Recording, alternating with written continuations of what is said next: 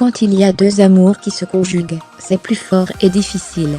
3 mois après son passage au Grand Rex, et l'hommage qu'elle a rendu à Johnny Hallyday, Sylvie Vartan sort du silence.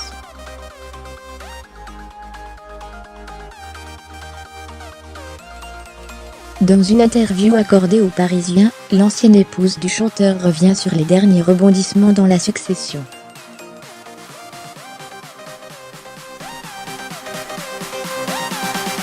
Le premier jugement sur le testament ? Il est correct, j'ai trouvé. Il ne remet pas du tout en question le fait que les enfants, NDLR, David et Laura, obtiennent le droit moral sur son œuvre.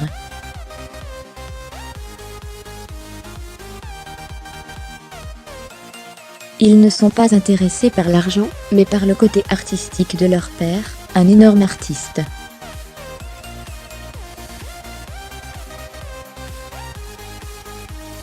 Guillemets avant d'ajouter aux Parisiens, il y a beaucoup de mains tendues, mais la réalité est tout autre.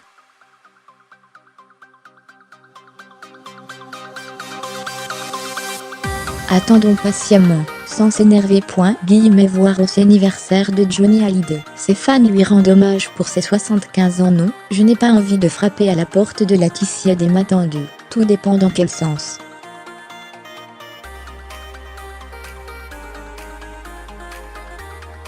Interrogée sur sa présence à Los Angeles, la même ville que Laetitia Hallyday, et la possibilité d'aller taper à sa porte, Sylvie Vartan répond « Non, je n'ai pas envie de frapper à sa porte. »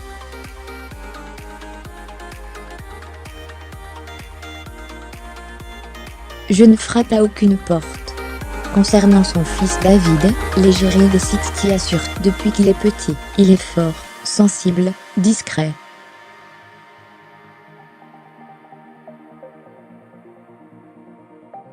La façon dont il se conduit, je suis très fière de lui. Il est blessé, mais il a une grande force mentale.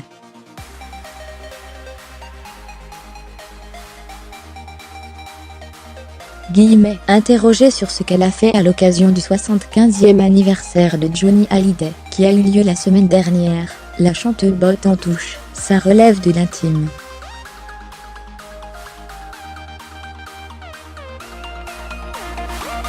Quand on a aimé les gens, on les porte toujours en soi. C'est toujours très difficile d'imaginer que Johnny n'est plus là.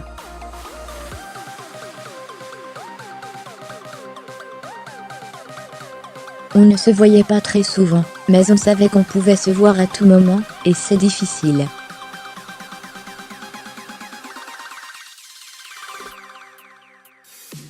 La rédaction de Le Simi à jour, créée, Twitter. Tout savoir sur Johnny Hallyday, la guerre en héritage.